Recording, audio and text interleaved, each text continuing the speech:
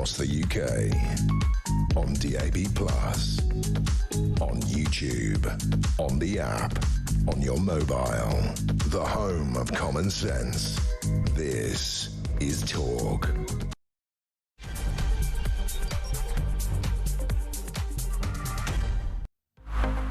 Hello and a very good evening to you. This is Talk and it is Petrie here with you through until 1 o'clock. And at midnight, of course, it is your chance to talk back. So it is a full hour. It's the only place on this station that does it at 12 o'clock, sorry, where you get the chance to talk back. So it's all about you, your stories, your opinions, your views, anything that you want to talk about. Well, within reason.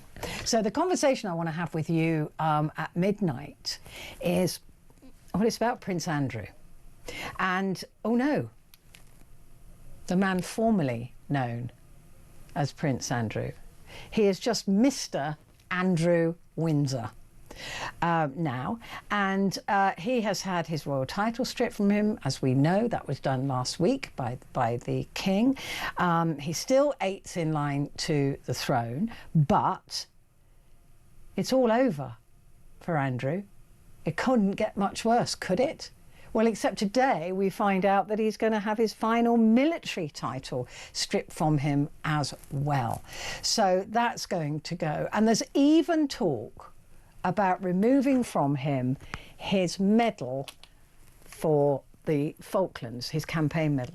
Now, listen, I'm no fan, right? But I don't think that he should have his campaign medal stripped from him. I think that's unfair. He did do the work in the Falklands, and by every account that I've heard, he did actually do proper pilot work. So I think that would be going, I don't know, I think that's not fair, that's not right. Strip him of every other wannabe, honorary, whatever, fiddle-faffle title. That doesn't bother me at all, but I'm not sure I agree with taking his campaign medal from him. But what do you think? Do you think that Andrew has now so damaged the royal family that they left it too late to deal with him? Do you think the royal family can come back from this? What do you think should happen to Andrew next? Just plain old Mr. Windsor. I can't help but think he's going to be thinking, what's all the fuss about? What's all the fuss about? And thinking that it is absolutely outrageous that now he is a mere commoner like the rest of us. Do you feel sorry for him at all? Some people might do. After all, he has always denied and denied and denied, hasn't he? And he was such a popular royal. If you're as old as I am, you will remember it was Randy Andy, because he was caught coming out of a girls' dorm in Gordonston. He was, you know, he was Air Miles Andy, but he was always the handsome, dashing prince. He went from hero to zero. But has he dragged the royal family down with him? Is this the point that the royal family cannot come back from? That's what I want to hear from you at midnight. So please do give me a call. The number you're going to need is 0344 499 1000. You can message me as well if you put the word talk and then your message to 87222. Literally all opinions welcome. We may not agree with each other, but we will always have a conversation. And if you want to be that conversation, please just pick up the phone and talk back. Cody Darla's going to be here. He did a very funny TikTok today as a letter from the King.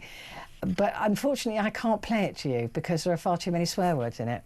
But I can assure you it was very amusing. And if you want to look at it, go and have a look at it on TikTok. Mr. Cody Darla. It's very good. So he's going to be here as well to go through the papers. But let's address this issue about Andrew Mountbatten Windsor.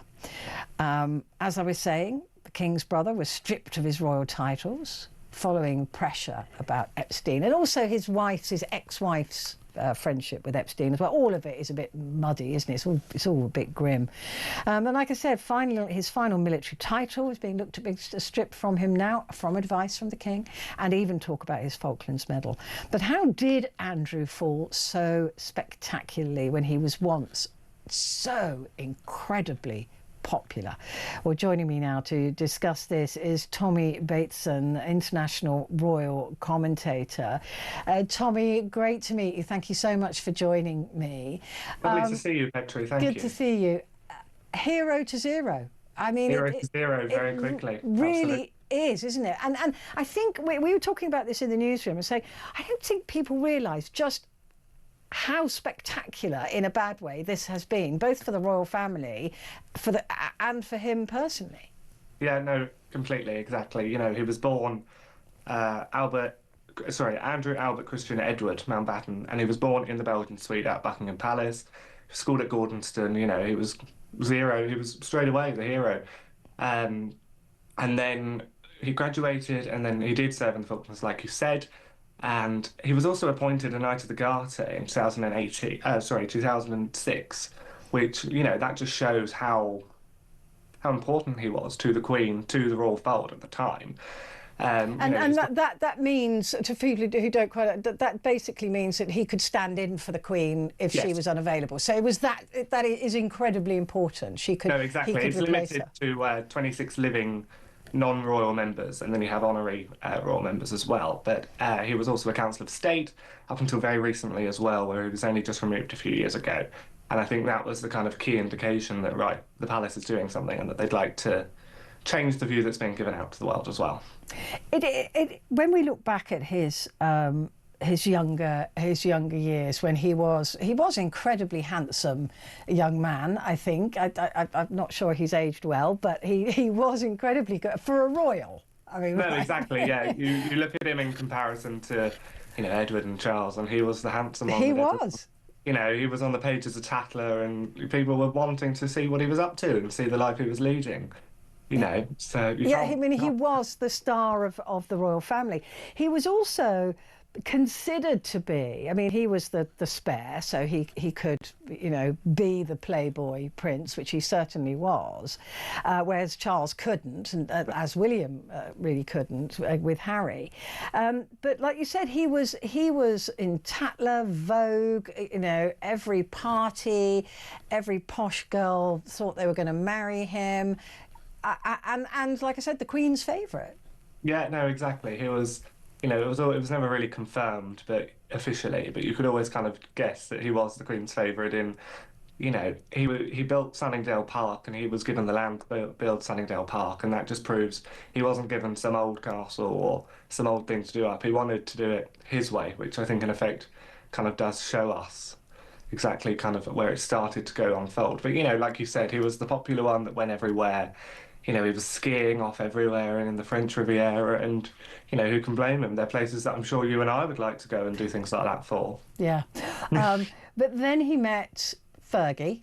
Yes. Well, they'd known each other since they were children, I think, or they were neighbours, or they'd known each other. Yeah, there was an early connection, but then she was kind of not seen very suitable. And then as she was taken to Balmoral, it's kind of known as the Balmoral test when you have a spouse, and then they take you up there, and that's kind of, if you pass it, you can keep going, and it's known as the most important weekend of your life, because it's, you know, how you speak to everyone, how you dress, how do you address everyone in private and in public. And, you know, there's a good story from when Thatcher went up, and she had these lovely dresses and jackets and coats, and she went to go stalking with Her Majesty the Queen, and she was wearing bright blue, and it, you know, you can be seen from a mile away, and the Queen was like, oh, right. You know, he grew up in that kind of, as the kids would say now, an old money environment, you know, the highest you can get. Yeah, yeah. And so, but Fergie, like you said, she got on well with Anne, I think, didn't she? Princess Anne. Yeah. I think Anne liked her because she was down to earth, and the Queen kind of listened to Anne as a sort of barometer. But the Queen also apparently liked her as well. Yeah, I think Fergie had that charm. She was that redhead who would slightly put a foot wrong. You know, we saw her in the 80s hugely. You know, even what she was wearing sometimes wasn't appropriate. It wasn't nice. Yeah, that just kind of proved that you could forgive those circumstances because she was the one seen to kind of be almost not that secret weapon to a point. But yeah, she was the one to watch, and she was the one, she's going to a summit privately, or why is she going there? Do they need help with an agreement for that, or she was the one to look for at Christmas. So you'd be going, well, where is she sat in relation to Diana? And the interesting thing though is that you can't help but track the downfall of Andrew. Yeah. Alongside with Sarah Ferguson, because she has not covered herself in glory. She has become somewhat of an embarrassment, which has just become more under the spotlight because of Andrew causing such embarrassment. They both, I think, probably behaved pretty shockingly. Yeah, they kind of the tag team, if you were, especially my role watching, I've seen them that they've been trying to hide them, and they don't want to be on display.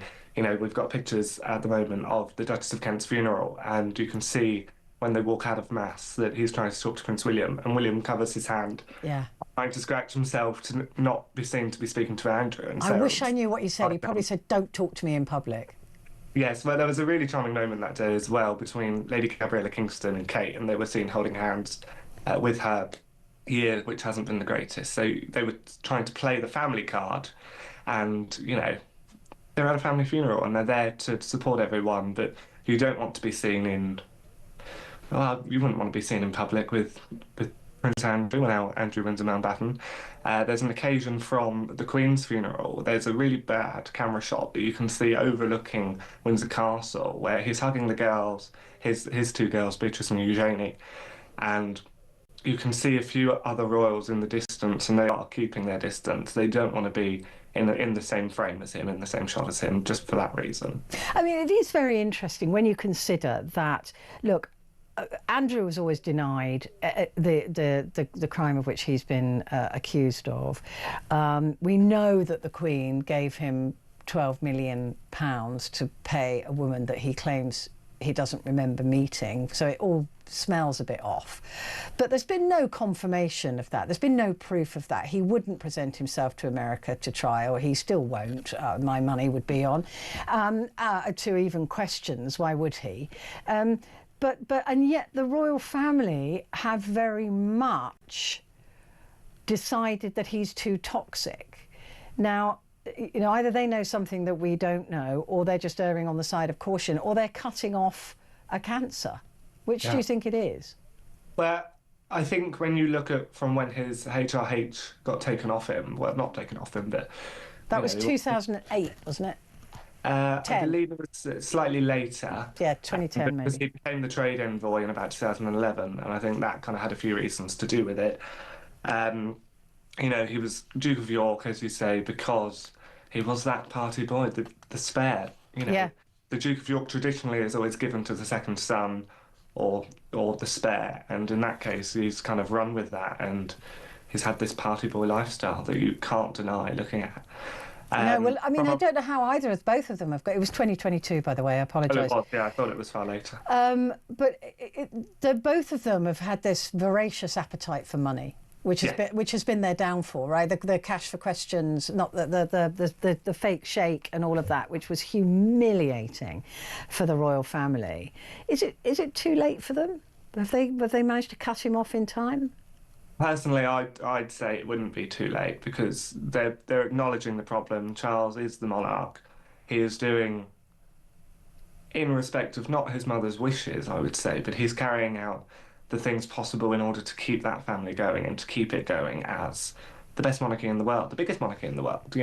We've got 93 people in line to the throne that to keep their place. That's a huge thing. We've got other countries in line for our throne because it's that big. And I think when you see Buckingham Palace's response to Andrew, even in the statement given the other day about his removal from Royal Lodge and his princely title, they say on the header it said Royal Communications. It doesn't say Buckingham Palace. They're very clearly trying to distance themselves, and we can see that since a few years ago, and it's just getting worse and worse for him. Yeah, the interesting line with me is notwithstanding the censures are deemed necessary, notwithstanding the fact he continues to deny the allegations against him. Yeah, well, he's always denied those allegations, But it's interesting that they said notwithstanding. So it's kind of like this. One of the reasons he's got to go is because he's completely denying it. So it's very, very interesting. And the Majesties wish to make their thoughts clear about their sympathies are with victims. Yeah, I mean that paragraph at the bottom, it's especially important to someone like Queen Camilla, who spent years kind of boosting up these women's charities and having safe spaces for women, and Yeah. she does a lot of work with that, and I think that goes very unnoticed because she's Camilla, and I just think she gets on and does it, and the work that she does for it is amazing, and that's, key to put that in, because if you're looking to not welcome it in, but if you're not gonna completely toss it off to the side and go, Andrew, sorry, no, we can't have anything to do with you, then you have to have that. We are with the victims. They're always with the victims. But that to me assumes that they assume there are victims. I mean, there's a lot in there. But isn't it fascinating to talk to you? Thank you, Tommy. Great to talk to you. Tommy Bateson there, international royal commentator. Well, there is also a question, isn't there, about what should happen to Andrew next, and will he ever confront and try to prove his innocence, if indeed he believes he is. Well, joining me now to discuss this is Gloria Allred, who's a women's rights lawyer at Allred, Morocco and Goldberg, and she's represented victims of Jeffrey Epstein and joins me now. Gloria, good to meet you. Thank you so much for joining me. It's an interesting one now that the Democrats are calling for Andrew to make himself available to questions, to tell everything he knows about Epstein. They're not accusing him of anything, but they're saying you were clearly there and you clearly knew something. What do you think the odds are of Andrew Mountbatten Windsor actually doing it? Well, I think the most important thing that should happen next would be for King Charles and Camilla to encourage Andrew to volunteer to speak to the United States Congress, the House Oversight Committee, which is investigating Jeffrey Epstein, and he could volunteer to come before them to answer questions. It's clear that because he resided at Jeffrey Epstein's home in New York as a guest for a certain period of time, and also apparently was on Jeffrey Epstein's jet, which some people call the Lolita Express, and also because he reportedly also resided at some of the other homes of Jeffrey Epstein at other locations, perhaps at the ranch that Jeffrey Epstein had, or at Little St. James Island, that he knows who was there. He could see whether there were young girls there. He could have asked them, what were they doing there? Why weren't they in school? Did they have jobs there? What was happening there? Who were they with? Were there men at parties where they were? Were there rich, powerful, famous men? Did he see them with any of those men, engaged in any manner with them? There are lots of questions. In other words, he could answer. He could still say, I don't know anything. I don't recollect Virginia Giuffre. I did not see a crime being committed. I didn't commit any crime. But still, of course, he was at a crime scene because there were underage girls that were being sexually abused in the Manhattan house or some other locations. He could say, I never saw it. I didn't know anything. I saw no evil. I heard no evil. I was not engaged in any evil. But whether he will do it, which is your question, I don't know. He should be encouraged by His Majesty to do it. That would be the right thing to do. That would be the moral thing to do.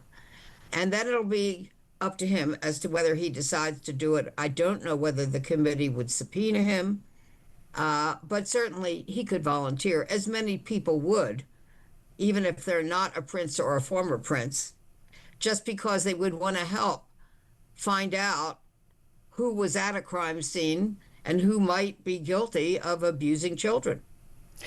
They can't compel him, though, can they? It appears. Where does he stand on Virginia Giuffre? I mean, tragically, she took her own life, so he no longer has a living accuser, at least not her. Where does that legal case stand now? Could that ever be resurrected, or does he need another accuser in order for there to be an actual criminal case against him? Well, if you're talking about a criminal case, I think there would need to be an accuser. Otherwise, if there's no victim, there's not going to be a case. Or if there's no victim who's willing to testify, there's no case. There could be a civil case, depending on in which state it's alleged that a crime occurred, and on what date and what the laws are of that particular state. For example, with Virginia Giuffre, there was an extension of the law for adult victims of child sexual abuse in New York. And I was involved also in lobbying for that extension of time so that victims could have more access to the courts. And she took advantage of it, Virginia Giuffre, because she was 17, a minor under the age of 18. So she was within the time period called statute of limitations to be able to sue, and she did. That case was settled, as you pointed out, or your guest did, that the Queen contributed to that settlement, although she was not required to do so. It may be that he settled it at that point because he didn't want to have to give his deposition. That would have been in the discovery stage. He didn't want to have to testify under oath, so he settled it before he would be required to testify under oath. And it may be that he won't want to testify under oath before the House Oversight Committee either, where he could be asked questions. He would have a duty to tell the truth, and maybe he just doesn't want to have to answer those questions. But we won't know unless he's asked. Although he could volunteer, that'd be really good for his reputation if he would volunteer to testify.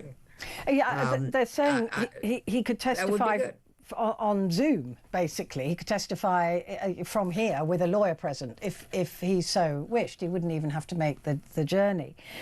Can I just ask you, while I've got you here, talking about the victims, the many victims of Epstein and the cabal of disgusting paedophiles that he surrounded himself with, the Epstein files have yet to be released. Do you think they ever will be? I mean, my concern is that they're in the hands of Kash Patel at the FBI at the moment. Are we ever going to see the truth? Are the victims ever going to get the justice that they deserve? Well, that's the key question. And of course, I've represented 27 victims of Jeffrey Epstein. And there is a battle. It's a political battle now in the United States Congress. There appear to be enough votes if the newly elected Democratic congressperson from Arizona is sworn in. Yeah. Because she said she will cast the vote for the discharge petition, in other words, for the files to be released. Of course, the United States Department of Justice doesn't need a vote in Congress to release the files. They could do it voluntarily. That's been pointed out many times by federal judges. But since they have to be forced to do it because they won't do it voluntarily, then they need the vote. So I think it may happen. By the way, I never call Jeffrey, I mean, it's up to you and everyone else. A lot of people call Jeffrey Epstein a pedophile. I don't. Because a pedophile is someone who is attracted to children. That's not a crime. It is a crime to molest children, sexually abuse children. So I just call Jeffrey Epstein a child molester, a child sex trafficker, because I think that focuses on the harm to the child, which I think is most important. I agree. I totally agree with you. Gloria, fascinating to talk to you. I've got so many more questions I could ask you. Maybe we'll do that another time. Thank you so much for joining me. Gloria Allred there, a women's rights lawyer at Allred, Morocco and Goldberg, and she has represented 27 victims of Jeffrey Epstein. Quick break, back in a sec.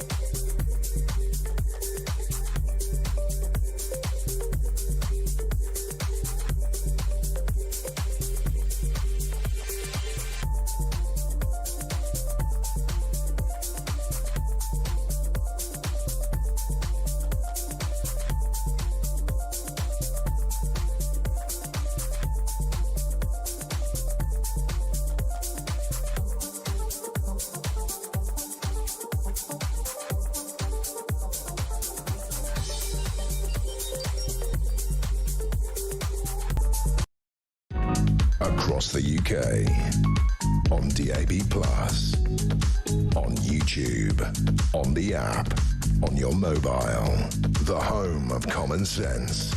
This is Talk.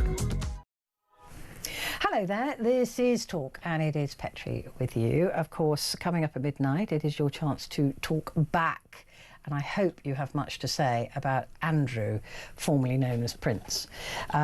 Because I want to know if you think that he's damaged the royal family now too much. Was the king too late in what he did? What should happen next?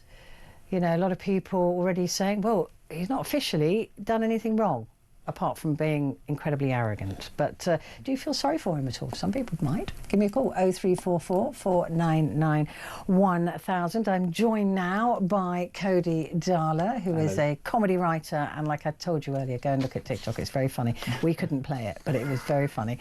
You ought to do one version for... Yes, actually, it wouldn't work if you did. It'd all be bleeps, I think. It would be all bleeps, but it was very funny, no doubt. Listen, the royal family... how much has Andrew, do you think, damaged? Or have they cauterised him? Have they cut out the cancer quickly enough, do you think? No, absolutely not. No. You don't think so? No, I mean, if you ask me, I think he's...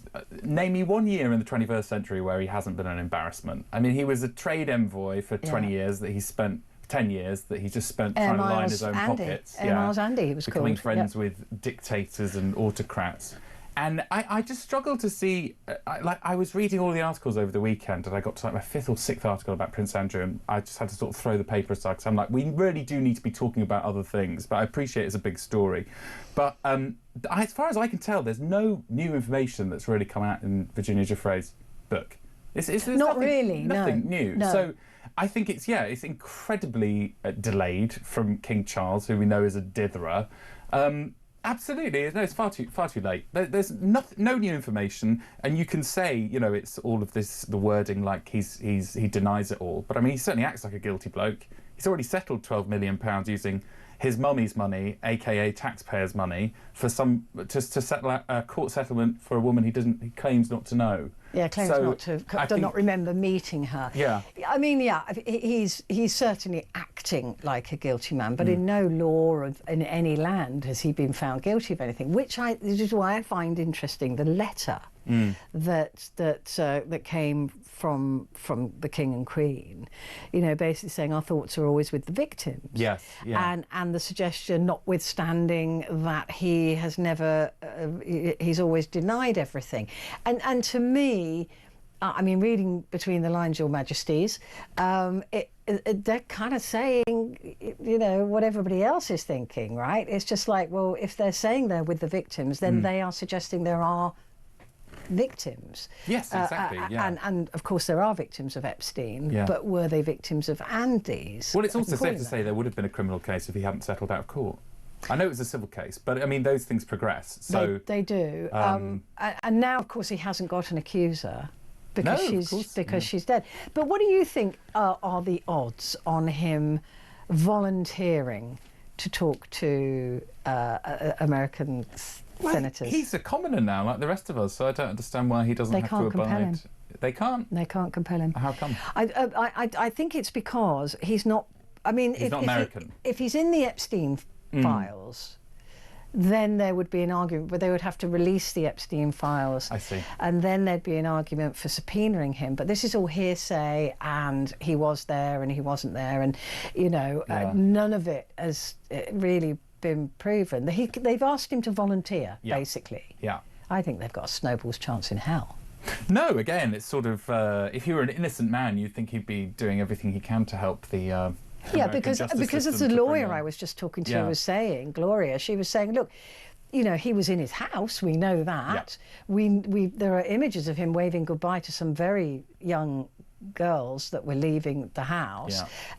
If nothing else, he was at least a witness to something. Well, this also adds to the argument that the royal family have just delayed for far too long. I mean, the amount of background checks that have to happen when a royal visits someone, I mean, it's outside of the realms of possibility that his official bodyguards, at the very least, wouldn't have known what Jeffrey Epstein. Well, do you remember he said he stayed? Yeah, and he stayed in that house because because it was cheaper than staying in a hotel or something. Yeah, I'm surprised he didn't say, because it was the honourable thing to do. The It's his honourable, normal his go-to, mate, isn't yeah. it?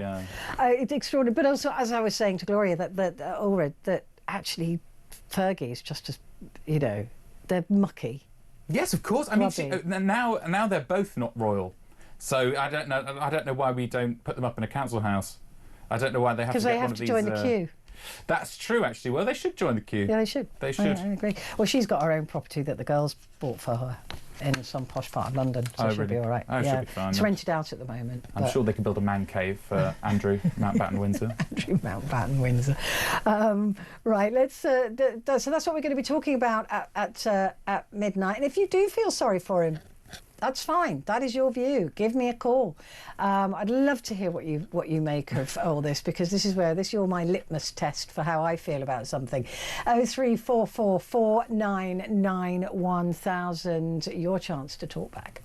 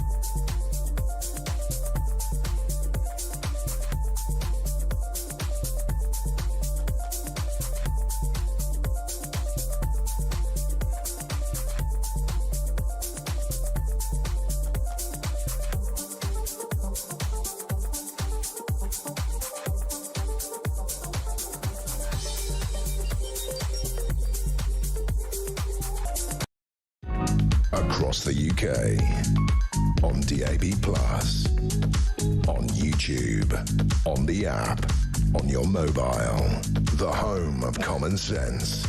This is Talk. Hello there, it's Petrie here with you, and Cody Darla is with me, and we're going through the papers.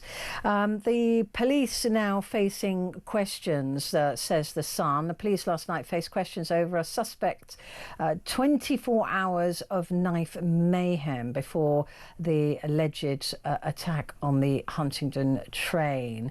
There's been other things that this man has been, he's been charged with, actually. So the charges have happened, which means that we probably won't touch the headline on this because the inverted commas are there. But I mean, it's now there's a charge. We can't really talk about it, but you know there will be plenty of people who do.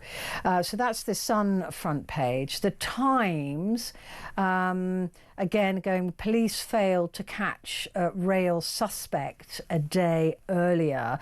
Some suggestions there that there's a potential mental health crisis, but again, now there's been a charge. The papers can say more than we can. So. Let's not touch that. Reform councils unveil plans to raise taxes by up to 5%. I thought that Farage was going to give back £90 billion or something, Yeah, wasn't he? it's so strange. Has Farage backtracked? Has he said something Already? outrageous that isn't achievable in any way? Yeah, the Reform Council's cutting. I mean, this is what a couple of weeks ago, that crazy Zoom call that got leaked. They were all fighting, you know, Kent County Council, all the Reform councillors, basically fighting over this like completely impossible need to keep the 5% council tax rise below 5%, and that will somehow be a success. And the framing that Reform UK like to pump into it is that they're trying to root out waste, whereas actually the reason council tax is going up is because there's an ever-growing need for social care and special needs care, which is universal across the whole country. So it's not, in fact, these ridiculous DEI programs that they like to say. Yeah. It's genuine council services. And on top of that, you have Nottinghamshire County Council spending £75,000 on union flags last week, which is also a reform-controlled council. So it seems that Reform's entire MO to root out waste has been entirely unsuccessful, and they're going to have to put up 5% tax. Yeah, that's it, because they did the whole Doge, didn't they? That happened in the US, but that failed. Yeah, they found no savings. Yeah. The only thing they cut was people's jobs, and it just moved the problem on somewhere else. And then they had to rehire a lot of those people. Yeah. That was in the US. And I think that they thought, right, we're going to go in and cut all this waste. Yes. And they discovered that actually it's way more complicated. Absolutely. It would surprise you, wouldn't it, that actually delivering local services is quite complicated. But if there's one party that would look at a failed programme in the US and try to replicate it, I think we can agree that it's Reform UK, isn't it? Yeah, they like the idea of finding this as you said, this DEI waste, and rather embarrassingly. And this was a test for, I mean, even Farage said this was a test for reform, that these councillors, and that if they failed as being councillors, the country wouldn't trust them as the government. So yes, they've not covered themselves in glory so far. No. That's the Times. The Telegraph, crikey, they've crammed a lot on the front page of this, haven't they? Oh, what a shocker. The Reeves prepares, is it just me, or does that look like a front page from like the 1950s? Yeah, it's quite, it looks a bit Soviet. It really, what? How does it look? It really looks old-fashioned. Anyway, Reeves prepares to break manifesto pledge with income tax rise. Yes. Shocked? Not at all, no. I mean, I think everyone's pretty universally agreed that Labour should never have promised not to raise income tax. They didn't really need to. They still would have won the election, but now they're tying themselves in knots trying to keep it. But I think it's becoming increasingly likely that income tax is going to go up. I think Keir Starmer has already briefed his MPs that that's probably going to happen, and they're going to have to defend it to their constituents. But I genuinely think this is a crisis entirely concocted. It's self-inflicted by Labour. Because like I say, the only thing they've been going on about is that they're not going to put up the three main taxes. At the last budget, Rachel Reeves said, this is a one-time nasty budget. Yeah. And I'm never going to come back to you again for another 40 billion. I don't know who is her speechwriter or who is basically feeding these lines to the public representing the government, but it's comical. It's just they seem incapable of coming up with a long-term vision that will prevent them from saying nonsense that's going to be quoted back at them in 3 months, 6 months' time. I mean, we're not talking like she didn't make those statements 5 years ago. She made them 6 months ago. I know. I mean, it's pretty embarrassing. Yeah. It is embarrassing. And they're talking about, I saw, putting up income tax by as much as 2 pence, which doesn't sound like very much, but of course that's 2 pence in the pound, and reducing national insurance by 2 pence. Yeah, it's funny, isn't it? It's just fiddling with the figures. Yeah, trying to say, well, look, that is going to help working people. Because they're saying it's balancing out. But of course, they're not going to raise the thresholds, so more people will be caught in the thresholds. But what it means is that it will trap pensioners who don't pay national insurance, but they do pay tax, so they'll have to pay more tax. Yes. So that's what there's been recommended. So she might try to weasel that. But I would rather that she raised income tax and left everything else alone, but she won't. She'll do both, and that's what's annoying, because if you don't raise income tax, you're just penny pinching, and it's just dishonest. Yes. Well, I just mean, be honest and say I'm gonna rob you to your face. Right, that's fine. Yeah. Just don't keep putting your hand in my pocket when my back's turned. It's true. I mean, £30 billion is the black hole, which is... It may even be as much as 50. It depends huge. on what happens. Yes, yeah. I mean, yeah, one could say the system isn't working. Yeah, it definitely isn't working. But they've also set their sight, it would appear, on people who earn some arbitrary figure like 46 grand. Like that makes Yeah. you... When we talk about taxing the wealthy, that's not what we mean. No, exactly. And that's what's cowardly about it. Yes. If she goes after people who are middle income earners, that's cowardly. Well, it's when you get into the mathematical weeds, because that number is the top third of earners. So according to the Labour comms, they can say, well, actually, this is a budget for the lower 2/3 of earners, and therefore that is qualifying as working people.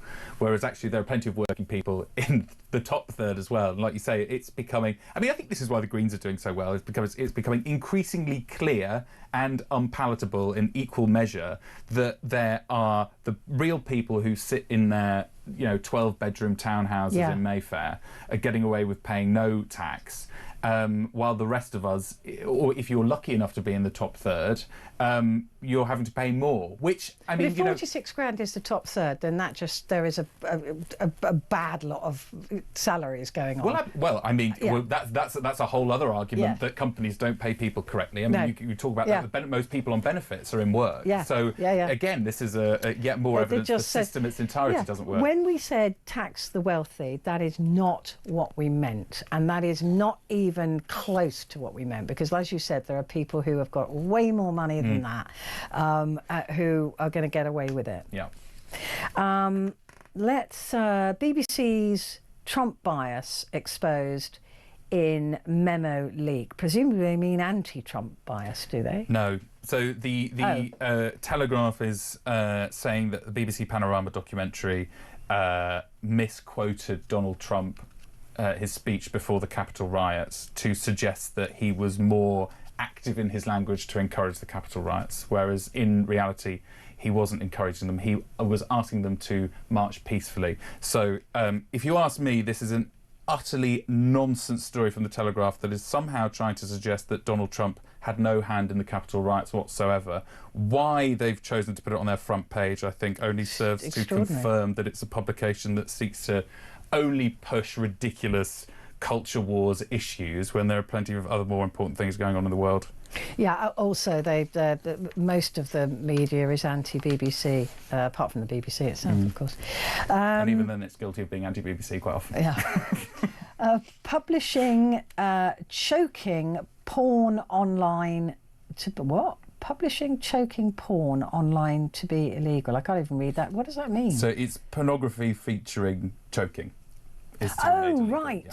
Oh, choking porn. Choking porn, right, they could have put the brackets around choking porn, as opposed to just choking. You've got to get that headline right, Petrie. It's People are going to be wondering what you're talking about. It should be there, Yes, behind the porn. Choking dash porn. Right, anyway, now we know what we're talking about. How many times can I say choking porn? Right, publishing choking porn online to be illegal. Yes. There we go. Good move. Well, okay. Well, I think it's again, it's one of these societal issues, isn't it, that people try and replicate what they see in pornography, and choking porn and strangulation is an incredibly dangerous thing to do. There's been a number of deaths related to it, so I think it's I think probably a good move that I'm sure plenty of other people will say is the government trying to yes, but the people aren't going to accidentally come across choking porn, are they? No, I don't think it's accidentally. I mean, you can't Google something else and well, get I mean, that. you could probably Google anything, but I think it's more this a tendency for people to, because people consume so much pornography that they then kind of equate it to what real sex is, and so they do these things that are actually incredibly dangerous. Interesting though, I was seeing a number the other day that said that, is it Pornhub has seen a 70% reduction in traffic since people have to identify themselves. Yes, Yes, it's not good news for Pornhub, that's for sure. It's not good news for Pornhub. Not that I spend much time worrying about Pornhub, to be perfectly honest. The Daily Mail, Reeves softens us up for tax betrayal. I'm really clear, I'm not coming back with more borrowing or taxes. That's the pledge she made November 25th, 24. It was a year ago. It was a year ago. Time flies when you're having fun, doesn't it? Yeah, less than a year ago, actually. So, fresh tax warning. Yes, I think we're all expecting it. She can't survive. neither can Starmer. I mean, I know. I think the only good thing about these Labour ministers is that there's such a dearth of talent that they can cling on to their job far longer just because there's no one competent to replace them. I think that's really not good, is it? And I think that it will be, I don't think that either of them will be in their seats by May, June next year. Do you think next year they'll both have resigned? Yeah. Wow. Yeah. They'll either jump or be pushed. That's where my money is. Wow. Interesting. I think they'll probably cling on and limp on. I think that after the local elections in May, Starmer will lose pretty much every seat. And they will. They are ruthless. Local people. They are ruthless. The politicos. Yes, they absolutely, are absolutely ruthless. Yeah, I mean, when you're as old as I am, Cody, and you've been around politics as long as I have been, they are brutal. Yes, well, it's they brutal really business, are. isn't They're it? all about saving themselves. Yeah. They don't care about us. We know that, right? You don't have to be as old as me to know that, but. They'll go, right, how do we keep our jobs? How do we keep our... We've got to cut off Starmer. He's got to go because otherwise we'll go. You think Burnham's going to exit stage right? Enter stage right? Pursued by Bear? I don't know. I don't think so. I think Burnham's got a long way to go, Andy Burnham, because he's not an MP. So he'd have to be given a safe seat, and there isn't a safe seat anymore for Labour. Yeah, that's so true. In order for him to become leader of the party. So I don't think Burnham's the threat. He'd have to join Reform UK, win a seat, and then defect to And Labour. then defect. Yeah. Yes, that's exactly. yeah. That's what he would have to do. There you go. There's an idea. There for you go. There's an idea. The Daily Express again going with the Huntingdon knife suspect. We can say his name is Andy Williams. We can say Anthony Williams. Sorry, and he's 32 years old and he's been remanded into custody because he was in court today where he faced his charges. So the court reporting, I remember just the name, age, and their address. For some strange reason, you're allowed to tell people that, but nothing else. Yeah. Yeah, very Strange odd. move. Yeah, yeah. So the Mirror has gone with Heroes of the Train Horror. Now, this we can talk about. 3 heroes have been praised for trying to stop the train horror. As it emerged, there may have been earlier chances to catch the alleged attacker. So the train driver was hailed for making an unscheduled stop. And although he would have been told to stop there, wouldn't he? Because the police were there. Anyway. Yeah, I think the alarm was pulled and the train, I think there was a few minutes after leaving Peterborough Station, even though it's miles, because the trains can get to 120 miles an hour really in about a quickly. minute. So, but yeah, quick reactions. And then, there was another, I think a train guard who grabbed a knife, grabbed the attacker's Yeah, and there knife. was another guy that I was reading about or hearing about earlier. I don't know if he's the one that's still in critical condition, who stood in front of a young girl or a young woman, and he got cut in his neck. Yeah, I mean, it's an unbelievably horrifying setting for something like that, just because it's so contained. I mean, I mean, terrifying. There's nowhere to go. I mean, you can just feel the panic in their voices when they're talking about it afterwards and hiding. Because also you don't know if somebody's got. If there's more of them, you don't know, because there were reports that there were 2, and clearly that was incorrect. But the witnesses would have been so panicked. But you don't know if they've got a gun. You don't know. You know, these days, what on earth is going on? You'd be absolutely terrified. Yeah, that's terrifying stuff. But the heroes there.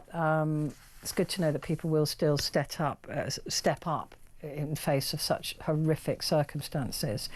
The I newspaper, again, they've all gone with Reeves bids to win over voters on big tax hikes. Yeah, good luck with that. How's she going to win us over? Yes, make or break. One more budget, one more tax rise, and we'll get there. I'm absolutely dreading it. You know, I keep saying this. We're at the point now where we give the Exchequer more money than we keep. I mean, how much further can it go? Yeah, we're not quite there. No, but I'm talking about extra taxes, fuel tax, VAT. If you add up all the different taxes, not income tax. Yeah. Well, it's all And going towards inherit all these servicing our taxes debts, and it's not going to the public that services. we didn't run up. No, They did with HS2 and a stupid app that cost £35 billion. £35 billion for an app. I know where they should be in. They should be in prison. They should be in prison, and the banks should never have been bailed out in 2008. That's why we're in this mess, just because we prop up the forces of capital that exploit us daily. Well, yeah. We're still doing it, aren't we, with railways and with water companies. Yeah. The top of the eye, cracks inside MAGA. A warning of how Trump could meet his downfall. Oh. Fingers crossed. It's 12. not all bad news on the eye. Page 12. That might be interesting. I don't know who that is behind him. No, it's that Marjorie Taylor Greene? Oh, it might be Marjorie. Yeah, because she's turned against him, hasn't she? Yes, she's pretty unhappy. Again, this is what I'm saying to you about people. They'll save their own necks. When they see the tide turning, It's true. they jump. I don't disagree with you. Yeah. And raising the bar, the healthiest chocolates. Nobody eats chocolate to be healthy. Go away. Shut up and stop nagging. God, dear, oh dear. The Daily Star, with a wink, train hero footy fan, hero football fan, grabbed a knife. So he's a Nottingham Forest supporter. I don't know why that. Maybe that's important. Maybe, perhaps. They've had a bad season, I think. Might explain some behaviour. Again, the front page of the Independent, train stab suspect could be linked to other attacks. And at the top here, Nigel Farage says minimum wage for young people is too high. Yeah.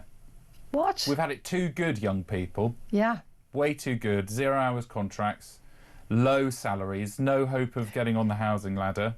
Why not kick us just one more time? I mean, well, this is. But I'm glad. how the hell would he? I mean, he's a millionaire, right?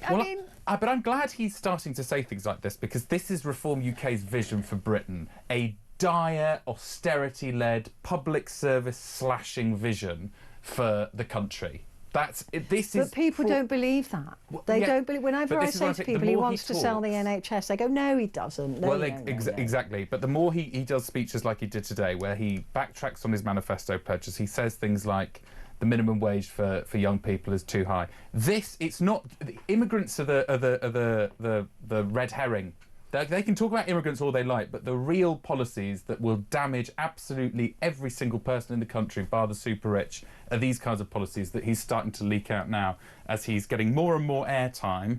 He's having to fill it, and he's having to actually announce policies, because what they're saying is that actually Reform UK don't have economic confidence. People love the immigrant stuff, but when it comes to running the economy, we don't know enough about their policies for anyone to take a punt. And we know, I mean, this is what Rachel Reeves is struggling with so much. The Bank of England and the finance sector is basically what makes or breaks a budget. So Farage is going to have to say things about what his economic vision is, and it's dire. It's not acting in anybody's interest, bar the super rich millionaire donors who contribute to his party. I can't believe that anybody would suggest that minimum wage for young people is too high. He earned £1,182,000 since becoming the MP for Clacton, with his 11 other jobs alongside being an MP. This man has no leg to stand on in terms of dictating how much money people deserve, let alone young people, who he's let down time and time again since pulling us out of the EU. Despicable man. I mean, that's. I just don't know how you justify a statement like that when you see that, you know, you can have two young people working side by side and one's on more than the other doing exactly the same job just by dint of their age. I think they're trying to even that out, but that's extraordinary. And, Mom, can we take the elevator? Why, I'm fine with my daughter's Americanisms. Your American accent's not too bad. My American accent. I need to give it some practice. I'm not so bad. Not too bad. Not too bad, not too bad. But no, it's not nearly as good as your very posh accent. Yeah, it's true. Which, like I said, I urge you to go and watch Cody's minutes. Brilliant. Cody Darla, you are a star. Thank you. We'll see you next week. Thank you very much indeed. Talk back next.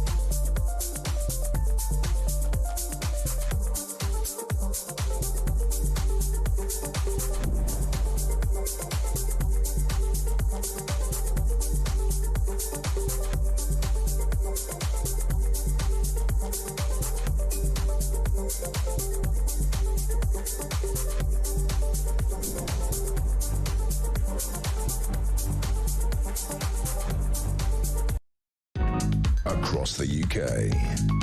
On DAB+, on YouTube, on the app, on your mobile. The home of common sense. This is Talk.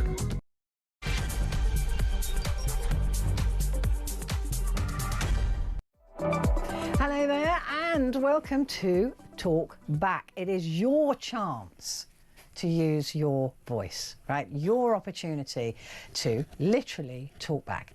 So please take it. Please use it. All opinions are welcome. If this is the first time you've tuned in, I will listen to any opinion. We might not agree, but that's fine. We always part friends. We're never going to shout at each other. So I want to hear from you about what you think is really going on with I'm hardwired to say Prince Andrew. It's so bad. Andrew Windsor. Andrew Mountbatten Windsor. So he has lost his royal titles. He is about to lose his last military, his honourable military title. It's not an actual title. He didn't earn it. But they're also, I'd be really interested to hear from you if you're ex-military, actually. So please do call if you're ex-military, because I find this quite interesting. Do you think he should be stripped of his Falklands medal? His Falklands campaign medal? Because as much as I think he absolutely should be stripped of his honorary titles and all that fla-fla, I don't think he should be stripped of his Falklands medal, personally, because he actually did do the work. And I've spoken to some Falklands veterans in my time, and they actually do say that he did a proper job, right? He actually did fly the helicopters. He was actually rescuing people. He did actually do that. And he got it as a campaign medal. And now they're discussing whether they should take that off him. I just fundamentally don't agree with that. But I'd love to hear from you if you're ex-military. I'm not ex-military. I just worked with you guys. But I'm not ex-military, so I can't really answer that fully, but you can. So if you're ex-military, please pick up the phone. 0344 499 1000. I mean, even if you loathe the man or loathe everything that he stands for, I'm not so sure about removing his earned Falklands medal. I'm not up for that. But maybe you think that he's brought such shame on, his military colleagues that should go. I don't know. It's up to you. You give me a call and let me know what you think. But anyway, he's been stripped of Prince and Duke of York over his links to Epstein. And even though he has denied and has not been found guilty of what he was accused of by Virginia Giuffre, he's never submitted himself for questioning. He's never tried to prove his innocence. In that civil case that was brought, Virginia Giuffre was paid off, right? So by the cost of about £12 million. So he's never volunteered. He says he didn't know her, he can't remember meeting her, all of these things. But a lot of people say, look, he's not been found guilty of anything. Is this just another case of cancel culture? Is this just another case of, bringing a man down on the word of a woman who said that she was sexually abused by him? There's no proof. There's he said, she said, all of that. So some people may have some sympathy for Andrew. But look, the letter that was sent by the King and Queen to say that these titles had been removed and, that he was going to be leaving Royal Lodge, there was a lot written in that letter that makes me feel, if you read between the lines, right, it's kind of, our thoughts are always with the victims, and notwithstanding that he's always denied these things, we're still going to get rid of him. I don't know. You tell me. What do you think? And what do you think should happen with Andrew now, commoner that he is, as if he'll ever be a commoner? And what about Fergie? because she's gone down with the sinking ship, although I suspect that she was part of the ballast that brought the ship down. She was partly responsible for scuppering the ship. She has brought shame, utter shame and embarrassment on the royal family. Can they survive this? Should they survive this? So there'll be Republicans out there. I don't mean in an American term, but I mean in the terms of you believing that there shouldn't be a monarchy at all. Maybe this is a time to draw a line under it. What do you think? And do you think that can't help it. Do you think that Andrew deserves this? Do you think this is right, that this is the only option that the king had available to him? It's funny, I was reading something earlier on that was like, it was because he was the favourite son. And it's like the older boy has now gone, now mummy's not around, I can finish you off. Maybe there's a bit of that, we don't know. But I'd love to hear from you on this. 0344 499 1000. You can text me as well, put the word talk and then your message to 87222. So what should happen to Andrew Mountbatten Windsor now? What do you think will happen? Will he end up in Dubai or Abu Dhabi? That's where my money is. Do you think he'll just disappear now, as everybody hopes that he will? And do you think he deserves this?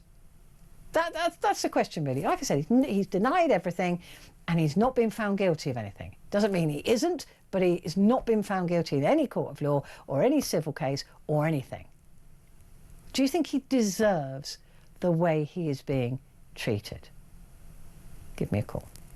Oh, John has called. John, thank you for picking up the phone. Ex-forces. Yes, I am, yes. I actually met Prince Andrew. Excuse me, just going to clear my throat. I met Prince Andrew at the Royal Tournament. It'll either be 1988 or 1999 when I was a young serviceman. And he spoke to a guy who was stood next to me who was British Army, and he was the most arrogant man I have ever come across in my life. I get the impression that he's an absolute pig, actually. He was absolutely disliked in the armed forces. We all thought he was arrogant. Basically, cutting a long story short, I don't think he should lose his Falklands medal. I was interested in that because, yeah, that's how I feel. He actually did work that campaign, and that is a campaign medal. It's the only thing he should keep. Yeah. He earned that medal, and he should retain that medal because he did fight in the conflict at the end of the day. So there's no reason whatsoever why he should lose that medal. Yeah. But I can say in all honesty, I saw him speaking to a guy in the army. It'll have either been 1988 or 1999 at the Royal Tournament, and he was so arrogant and rude really? to the guy he was speaking to that I don't wish any ill will on the guy. But what's the best way I can put it? He's one of the most arrogant people that I've ever seen in my life. Yeah, I suspect that he is sitting at the moment in Royal Lodge going, I can't, what's all the fuss about? You know, why are they doing this to me? Do you know what I mean? That he doesn't get it, that he doesn't understand us commoners being upset about things. I'll give you a good example then as a commoner's opinion. Basically, we were lining the red carpet for all the royals coming out as service people. Yeah. And he basically spoke to a guy, and I thought he was speaking to the guy himself. And there was a British Army lad stood next to me, and he said, "Where are you based?" And this Army lad said, "Catterick." I remember it as clear as a bell. And he turned around to him and he said, "I'm not talking to you, boy. I'm talking to somebody in the senior services." Oh, what a pig. So that formed my opinion of him from then on. Do you think he's getting what he deserves? Yes, I do, to be quite honest with you. As I say, I don't think he should be stripped of his Falklands medal. No. He fought in that conflict. And apparently he did properly fight. He did a proper job there. I've heard that. I've heard variants of that. But as I say, he was there. he was in the conflict, so fair play, he should keep his medal. I don't think he should have his medal withdrawn, regards the Falklands, but all the other ones he's got. No, I mean, to withdraw a medal, I mean, that would be to say that he was, that's quite a process, isn't it? You've got to prove cowardice, or you've got to prove, that he didn't do it. You've got to, I mean, that is, I would think it would be impossible to take that medal off him.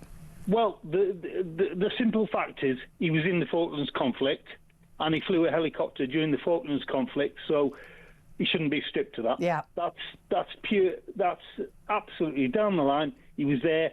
He did his bit. As I say, I've heard different stories about what he actually did and didn't do, but he was there. So fair play. He should keep his Falklands medal, without a doubt. Yeah, I'm glad that you've called in, John, because that was my feeling, and you know how much I love you military guys. I mean, I'm just absolutely in awe of everybody that has served, and is serving, and will serve. And I just thought that was going a bit too far, because as you said, he was there. I do. Yeah, absolutely. I mean, whatever he's done, time will tell. Possibly, hopefully, but. I've got no respect for him as a person. No. I've got to be totally honest with you. I've got absolutely no respect for him as a person. I think he's... Well, I'll give you my opinion of him. He's arrogant and he's entitled.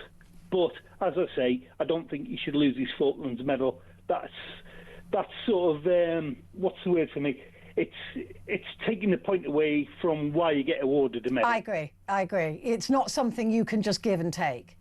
No, you can't just take it away for no reason, right? He's earned that. You can't. That wouldn't be right. That would just be, I don't know what it would be, but it feels like it would just be spiteful, and that, he doesn't deserve a lot of love, but he earned that, as you said, and it's probably the only thing he's earned in his life. Well, yeah. So fair play. He should keep it. Yeah. Yeah, John, I'm with. Thank you, and thank you for answering my call to call up. Yeah, John and I agree. I mean, again, if you're a service person and you have a different point of view to that, just let me know. Give us a call. Ernie has said, as of yet, Andrew hasn't done a single thing wrong in the eyes of the law. Yet he's being systematically destroyed and cancelled and been sent to a fortress in the Abu Dhabi desert. Well, he hasn't quite been sent there. He's been sent to Sandringham in Norfolk, which some might say is worse. But anyway, no, I love Norfolk. Someone knows something that the general public don't and probably never will, because some of the most powerful people in the world walked in his shoes. So that's Ernie, and just pointing out, quite rightly, that he's not been found guilty of anything. And that's why I'm asking, are we just jumping on a bandwagon here? Because the more you think about it, is this just because we don't like him? I mean, I don't like him for the same reason John said he doesn't like him. I think he's an arrogant pig. But I don't, that's just, I think a lot of people are arrogant pigs. I'm not entirely sure they should all lose their jobs and their houses because of that. Do you see what I mean? I think it's quite interesting. The more I think about it, the more I think, well, hang on. He's pretty, in my view, again, I've never met him, but he comes off as pretty loathsome, but he has had his whole life taken away from him. Is he getting what he deserves? Genuinely, do you believe that this is us jumping on a bandwagon? You know what we're like in this country? We love tall poppy syndrome, don't we? We love it. Build someone up, cut them down, get rid of them, hurt them. We love doing that. That's what we do in this country. Is that what we're doing to Andrew? Or is this what he deserves? And why do you think he deserves it? 0344 499 1000.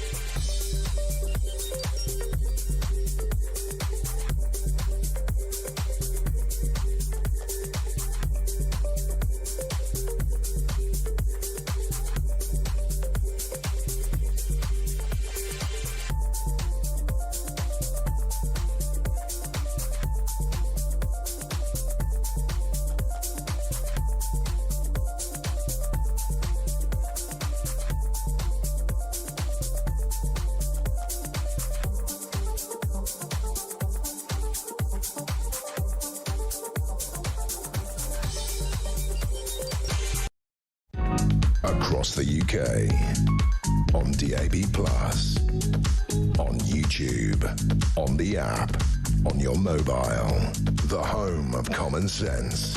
This is Talk. Hello there, this is Talk and this is your chance to talk back. So I want your voices, your opinions, your views. It's all about you this hour. So please do pick up the phone or send me a message. The number you're going to need, 0344 499 1000. Or you can text me, you can WhatsApp on that as well. Leave a WhatsApp voice message if you want to. And you can text as well, put the word talk and then your message to 87222. So the question I'm asking really is Andrew, formerly known as Prince, getting what he deserves? And if he is, why? Because, as we've said, we all just think he's a bit of an arrogant pig, right? Well, I do. And I'd say it to his face, don't worry. But also, that's not enough, really, as a reason to have all your titles taken off you, all your stuff taken off you, your house taken off you and be sent into exile somewhere, right? He's not been found guilty of anything.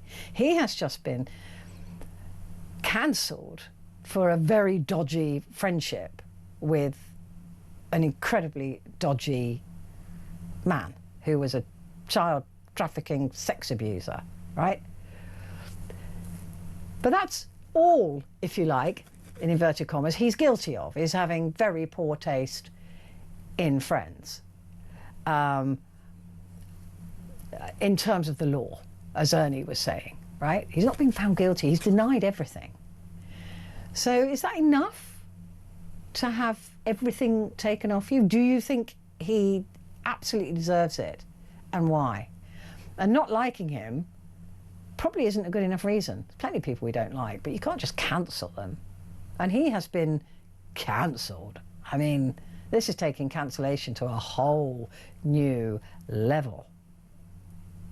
Give me a call. Tell me what you think. And what do you think should happen to him next? Or indeed to his ex-wife, Fergie, who's been living as well rent-free in the Royal Lodge for quite some considerable time. She's apparently elected not to go with him to Norfolk. So she'll have to find her own accommodation, which won't be difficult because her daughter's bought her a house as it's being rented out at the moment, but I'm sure they can kick the tenants out and she can go live there. And it's a very nice house, by the way, in a very smart part of London. So she'll be all right. They'll always be all right, won't they, these people? They will always be all right. But does Andrew Mountbatten Windsor deserve what is happening to him right now? Janice has called from Essex. Hello, Janice. I haven't spoken to you for so long. No, I know, it's been a really long time. Are you okay? Yeah. Good. Yeah, sort of. I'm getting all my roof done and everything else, thanks to you guys helping me and getting the right people. Oh, anyway, good. Yeah, what I like to say, I think this is becoming a witch hunt. I don't like the man. Yeah. I think he's an arrogant pig, the same as you said. Yeah. But I do think that all the other people, that Virginia's put her book out, she's named a couple of people. What about all the others that aren't being named? Why is it? I mean, I have no love for the man, but don't take that medal away from him. Don't. He earned that one. He ain't earned the rest. Yeah, I agree. I genuinely believe that mental state in the future. Yeah, I genuinely believe that he should keep his Falklands medal. Yeah, I do. On the basis that he did earn that. She can do one. Do you know what they're worried about with Fergie? She just sold a place for $4 million. How much more money does she want? Oh my God, she gets through money like water. Well, she'll have to curb her spending, and won't she? She'll have to find a small place. I don't know what she can do with all her clothes, but her kids don't want to know her. She's walked away from him. I think they're close. The children are close to their mum and to their dad. I think they've. She's had to walk away from him because of the shame. But I don't think that. Look, there are other men involved in all this. Yeah. But there are only two. There's Mendelssohn that should have been stripped of his lordship. I actually think this is a witch hunt now. The 2 kids of her family who are actually basically saying that she took her life because of Andrew. No, she didn't. She had a husband. Where's the 12 million gone then? But they want more money. This is what this is about. Well, the 12 money. million went to a charity, I think, of... No, 2 million. 14, 2 million went to a charity. All right. And then she married a wrong one. And then it's all been put on Andrew 3 times. I wouldn't mind 15 grand for one shack. No, but it's not that. It wasn't that. It was, you know, all she the was. Other men. She What about was, all the other men? No, but I agree. There are other men involved in this, and we know that. But Virginia Giuffre, even at the age of 17, she had been living on the street since she was, I think, at 11. She was incredibly vulnerable. This wasn't she had something a terrible life. She did. And she then had she an married awful a terrible man. But yeah, apparently there was domestic abuse. Back on Andrew, even though I can't stand the man, he's loathsome. Yeah, so you think that this is gone? This is a witch hunt. This is a witch hunt, and he's getting the blame for all of it. Yeah, I do think he is. I think the lady that wrote the book, she knows the names of the other people, but she won't release them. She has hundreds of hours of Virginia's tapes. She will not. Why won't they release all the other high-profile men? Why is it down to Andrew and Middleton? Not so much Middleton, because he needs to be stripped. But I'm getting the feeling that this is a bit of a jump for money. And I can't stand the man, by the way. I can't stand him. I think standing him in his bleeding Range Rover. Yeah, I mean, I think I think there's more people that agree with you than you would imagine. That actually, you know, there are a lot more men involved in this. Very high profile men. You know, even as far up as the presidency of the United States. I mean, there's you know, well, he was definitely around and could be a very useful witness. You know, even if not complicit. Out, but he didn't, has he? He hasn't let all the papers out. No. Why? Yeah. Why? This is a witch hunt, and I don't like it. Can't stand him, but I don't want to see him mentally end up disturbed. So you think that this is medal away? He doesn't deserve this. Disturbed. He doesn't deserve what he's getting. He deserves everything that he's got so far, but not take the medals. Done. He earned them. Yeah. He earned them. Yeah, I think and your soldier that was on before, he said the right thing. Yeah, the man's a pig, but he did do a job, and he earned that medal. I think I don't even know what the process would be to remove a campaign medal. I think you'd have to have very good reasons, and just because you don't like somebody, I don't think that it's as simple as just taking a medal off. So people, you know, the boys and girls in the military, they earn those medals when they're out in those conflicts. And you know, even though, and I heard that he actually did do a proper job. You know, it wasn't like he was sat in barracks quaffing champagne. He was flying helicopters. Know, maybe treated people like underlings, and he's got 72 teddies. But I was shocked when he got his patents taken away. Really? And now, if he takes his patents away, that means he's still not in line for the throne. You take a patent away, that's him done.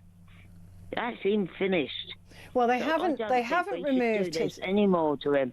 Enough's enough. They haven't removed his right to be 8th in line to the throne. Well, they need to do that, because if he hasn't got any patents, then he is not in line. So I don't know why the Parliament is not doing that, because he has no right. That means even in his birth means nothing, because if you take a patent away, that means nothing. So he's just a commoner. Legally, he's just a commoner now. Because he's nothing. He's not been born with anything. He has no titles. He has nothing. Why aren't the government doing this? And they're still leaving him with that. No, with the right to be. I mean, if there was a sudden tragic accident and he would become king, I suspect they. No, that would never happen. That would never happen. But the point of the matter is, look, you're going to get a spoilt brat that has always had his own way. Yeah. And then all of a sudden, you've got a man that is going to sit there driving around, and in 1 or 2 years' time, he's going to go, what happened? And it might dawn on him that he's worth nothing anymore. Worth nothing. And the only thing he has got is those medals in Falklands. Don't take that away from him. Yeah, Don't do that one. That's fair enough, Janice. Yeah, I mean, I agree not to take his Falklands campaign medal off him, although they are apparently looking into whether they can or should do that. Yeah, I think that is going too far. Although they are taking his honorary admiralty thingy off him. Excuse me. Right, I've got time to tell you about a competition. So you could be richer than Andrew Mountbatten Windsor. Well, not quite. It's 100 grand though. That's not to be sniffed at. It's the biggest cash prize yet. It's a massive £100,000, completely tax-free. It could be yours if you're the lucky winner who gets picked to come to London on November the 13th, 2025. That'll be to this building. Might even see you for a chance to win that huge prize. So have a listen to how you can do exactly that. 18 plus UK excluding Northern Ireland. For a chance to win, text the word money to 83338 and you're in the draw. Text costs £2 plus one standard network rate message. You must have the bill payer's permission, or you can enter for free by calling 0330 880 3338. All entries must be received by the 6th of November at 4 p.m. This is a TalkSport limited promotion run on TalkSport, Talk and Virgin Radio UK stations. Full terms and conditions at talksport.com.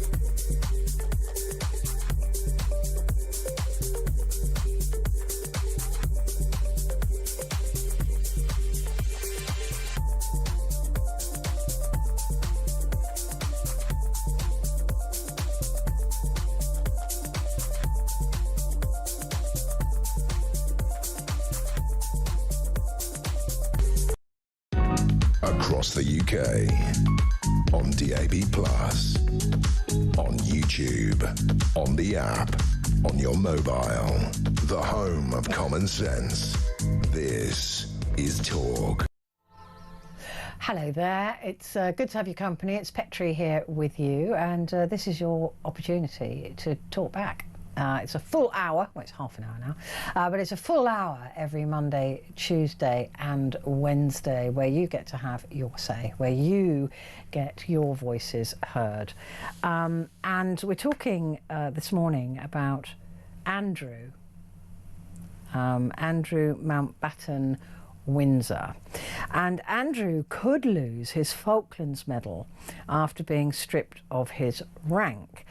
Defence Secretary John Healey says he will be guided by the King's decision, as the former Prince may be forced to forfeit the award from the 1980s conflict. Andrew Mountbatten Windsor, the former Prince, could be stripped of his campaign medal from the Falklands conflict after Buckingham Palace refused to rule it out. The Defence Secretary confirmed that Andrew would be stripped of his honorary rank of Vice Admiral,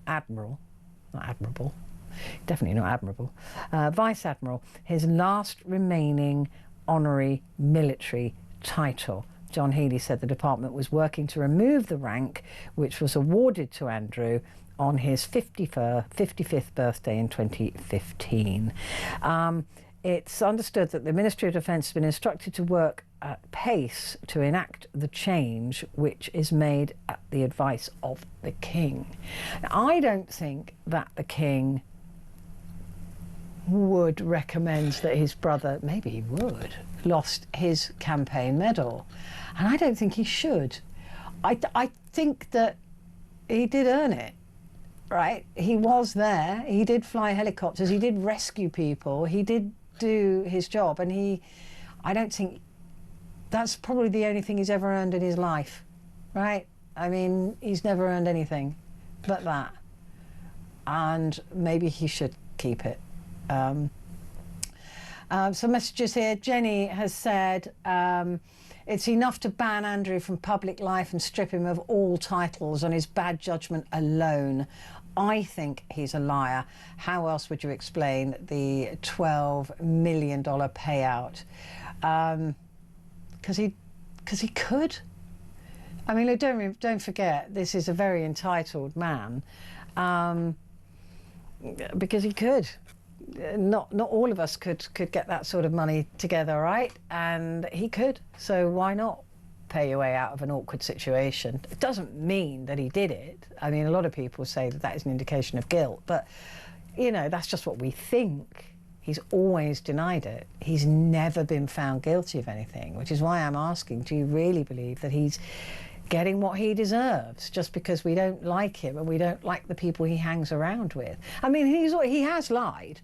I mean, he is a liar. He did lie about, oh, I haven't seen Epstein since then, and I had nothing to do with Epstein since he was sent to jail for 18 months, and I had, you know, nothing to do. That was a lie. He is a liar. He has lied. But whether that's connected to the Virginia Giuffre stuff or not, that went with her to the grave and will probably go with him to the grave. But look, it's significant enough, right, that he lied about Epstein. And the same was said to be of Fergie. I mean, for goodness sake, how grubby. You know, apparently Epstein was refusing to take calls from Fergie because she kept phoning to ask for money. And he was like, oh, it's not her again, is it? And he wouldn't take, I mean, that's embarrassing. Even a sex offender, sex abuser, paedophile, whatever you want to call him, child trafficker, wouldn't take her calls. I mean, how low do you have to be when somebody that low refuses to take your calls? I mean, come on, it's embarrassing. This whole thing is embarrassing. I saw a documentary the other night. I think it was one of the Channel 5 documentaries about Sarah Ferguson and the money that she spent and her dodgy dealings and all of these things. Her tastes are so expensive. When everybody says, oh, she'll have to cut back, she's never cut back on a single thing. She has massively expensive taste. And the royal family are really worried now that she'll write another tell-all book. That's what they're most concerned about after the Harry Spare debacle. They think that she's going to write, she's already written one, but she might write another one.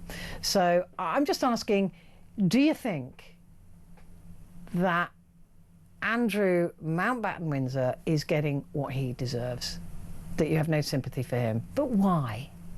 Really, if we boil this right down, he's guilty of having an enormous amount of arrogance, which is what saw him do the Newsnight interview. He genuinely thought he was going to come off that looking superior, and he just came off looking arrogant and entitled and nonsensical and stupid and all of those things. Is that enough to completely cancel somebody, though, just because they had dodgy friends and that they're a bit dodgy themselves? Maybe you think it is. These days it probably is enough, but does he deserve everything that he's getting? And if so, why? Paula is in Halifax. Hello, Paula, how are you? Hello, darling, are you okay? I'm all right, how are you? Yeah, not too bad, plodding on. Good, we're all just plodding on through the winter. Plodding on, aren't we? yeah. Oh dear. So tell me, what do you think of Andrew? Is he getting what he deserves? he should get more than what he deserves. I cannot stand the man. And I tell you something, if that girl who he slept with were my daughter... Well, allegedly slept with, because... Allegedly, yeah, allegedly. I just think he's absolutely disgraceful. I mean, but is it enough? I saw the interview, and he's going, "Well, I sweat a lot. I sweat a lot." Oh no, I don't sweat. That was his argument. Was I have a funny old condition since the Falklands. Yeah, where I don't sweat. And he was at the Pizza Plaza or whatever with his girls. Mm. You know, he knew exactly what night to pinpoint. Pizza Express, wasn't it? Where was it? Yeah. I can't remember where it was, but yeah, Pizza Express. I can't. Pizza something anyway. There's definitely Pizza Express, but I can't remember where. I mean, look, but the thing is, Paula, I agree with you, and I don't like. I think he comes across as being. I mean, I didn't even think about him before he made himself, you know, a public fodder. Yeah. But he's just, you know, arrogant and entitled and all of the things that I hate, right? But is that enough? Just because we don't like him, he's not been found guilty of anything apart from having dodgy friends. I think we can all read between the lines, can't we? Mm. I mean, these days, yeah, I do get what you're saying. But these days, it does appear to be enough. Just because we don't like you, we can get rid of you. I never ever disliked him. I've never disliked any member of a royal family, but I do now. Mm. Is that because of his arrogance?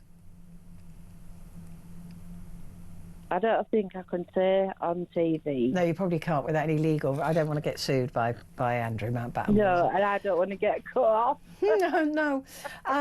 Yeah, but it's interesting because there's only he said, she said. There is no actual, proof that what she said happened. There is that photo, which has now, I think, been photos of him being at Epstein's house in London. Yeah. Then on the island, and then that woman, what do they call her now? Virginia Giuffre? No. Oh, Maxwell. Maxwell, yeah. That's it, who was in prison. Ghislaine Maxwell. She used to then guide the teenage girls in and say, right, off you go, and I'll see you in a minute. I mean, it makes my stomach churn. You know she's probably going to get a pardon, don't you? Yeah, what? She's probably going to get a pardon in the US. It's looking likely. It's looking likely that she will get a pardon, even though she's been found guilty of trafficking girls. Sorry, Petrie, I don't mean to be rude. What does pardon mean? Oh, to be relieved of all charges, to be let free, and a pardon basically means you were never guilty of the crime that you were accused of. That is basically a full pardon. It's not like you come out and are treated like you were a guilty person. You are completely exonerated. No way. That's what they're saying. We'll wait and see. When's it supposed to be then? I mean, she's already been moved to a softer prison by the Trump administration. She's already been moved to like a country club prison, basically. By the Trump administration. He's been in photographs and all. I think he's been involved in all this situation. Well, he definitely. Well, again, at the very least that Trump has been involved in is being friends with Epstein. We know that. We saw that. And the very least is he may have seen something and should volunteer that information. Any more than that is too dodgy to talk about. Legally speaking, but I'm just interested. It's good to talk to you, Paula, my love. You take care of yourself. Another message here that says Andrew's medals from the Falklands were earned as a man, not a prince, so they are his to keep. Very nicely put. And I do believe he should not lose his Falkland campaign medal. Gary says, I think Andrew deserves what's happened to him. He's a spoilt brat who throws a strop if his toys aren't in the right order on his bed. He's a sad excuse of a man. And that's Gary in Glasgow. And listen, I agree with all of that. I mean, the fact that he's got all those teddy bears, I think, have been a little bit creepy. But look, I completely understand where you're coming from, and I completely agree with you. But is that enough to lose everything? I mean, we're all basically saying we don't like him. I don't suppose he cares, because we're commoners. But we're all saying that he should be completely cancelled and lose everything because we don't like him. And that actually probably shouldn't be enough. He's not been found guilty of anything. He's denied everything. He's only guilty of lying about emails and being friends with a really dodgy, nasty waste of skin in Epstein. But that's all he's guilty of. So if just being friends with Epstein is enough to get you cancelled, there's a lot of people on that list, even if they did nothing wrong, right? There's enough of them. Probably not. Grace is in London. Hello, Grace. How are you? I'm very blessed, thank you. How are you? Good. I'm extremely well, thank you. What do you think? Is he getting what he deserves, or are we just... Yeah. He is. Why? I don't really feel that he deserves the privilege in the first place. I'm not particularly a royalist. I don't think that it makes much sense. And part of the reason that we've had a royal family is that a few centuries back, I think it was Henry VIII, decided to create this concept of the divine right of kings and tell people that it was somehow God's will that kings could have a ton of money and power just by virtue of birth. But it's completely not a biblical concept, and most people obviously now don't adhere to the Bible anyway, but even if it were the case that they did, it's just a thing that was made up by a monarch to keep monarchy in power, and it doesn't really make much sense to me. But I get that the royal family does some things that are positive, and I think that for the most part, most of the current royal family seem to be fairly decent people. But Prince Andrew continuing to associate with Epstein even after Epstein was convicted, and Prince Andrew now failing or refusing to do all that he can to help bring about justice in this case. He should be giving up all the information he has available, and he should be apologising at least for being friends with Epstein, even if he claims he didn't sleep with Virginia Giuffre. He should have the humility to recognise that was not a good friendship. Yeah, and right. The concern for the victims. We really need to talk more about the victims. He should be saying, I'm going to do anything I can to help those who are affected by this.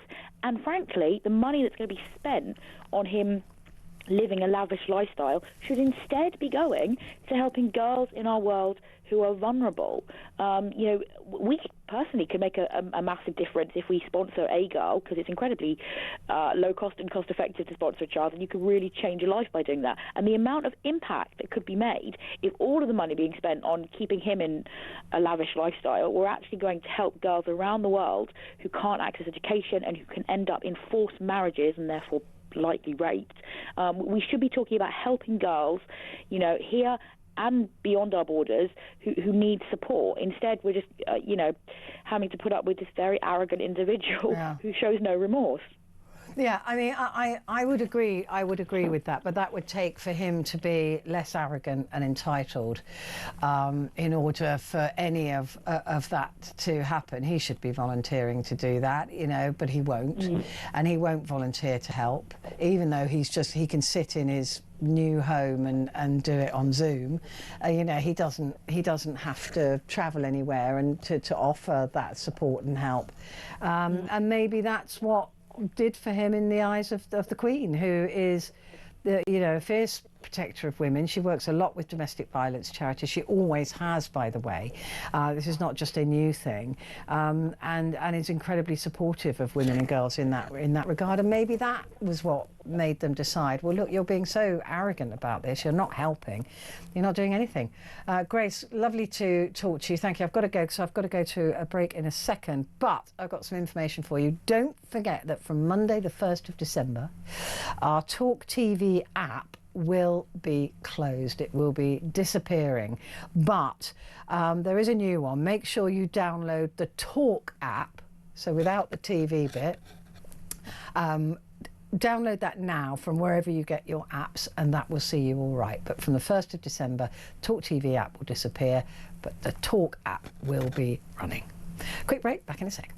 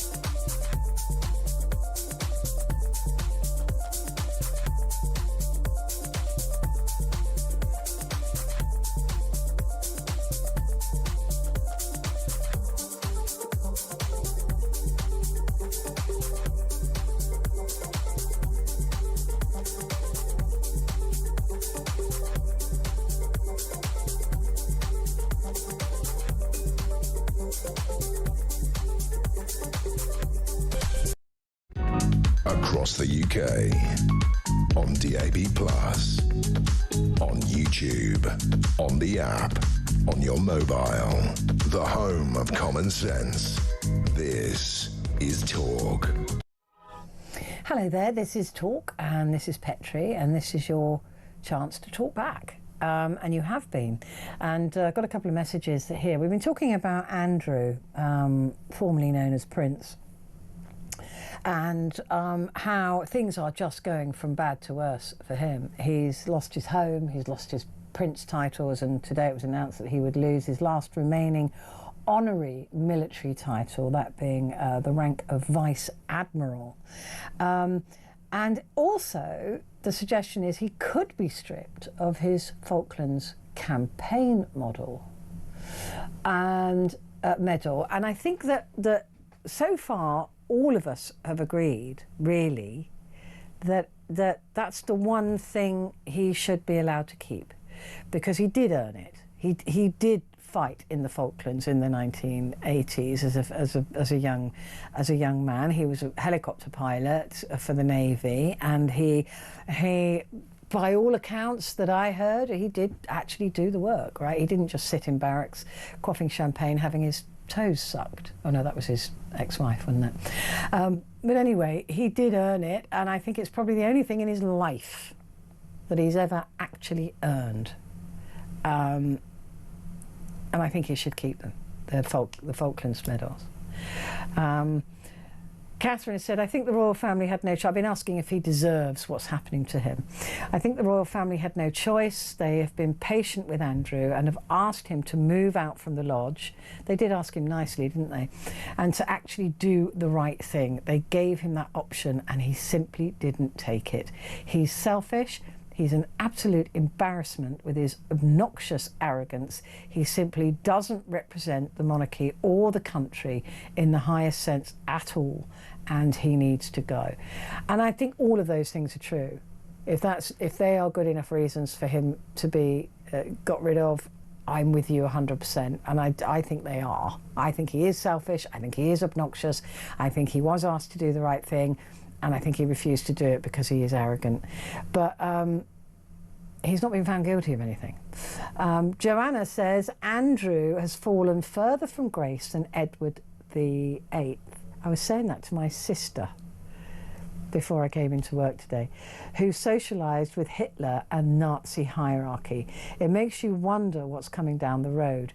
With some 20 years of association with Epstein, it's sad that Virginia didn't live to see his spectacular fall.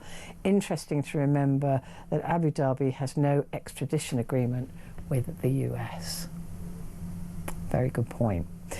Maybe he will end up there. They've got a palace waiting for him, haven't they? They've said we've got a palace and staff, and come and live here. That'll be it. That'll be him gone. We'll never see him again, thankfully. He can then be their little plaything, can't he? But yeah, it's interesting. I was saying that about Edward VIII today to my sister. So, Joanna, thank you for that. Jerry has called from Burton-on-Trent. Jerry, good morning to you. Is Andrew getting what he deserves? Good morning to the lovely Petrie. The lovely delight to speak to you. Oh, bless you. Thank you.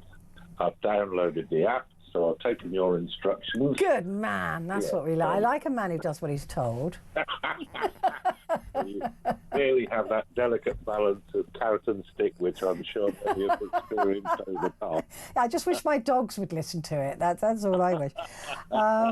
But so tell me, Jerry, what do you think he's getting what he deserves?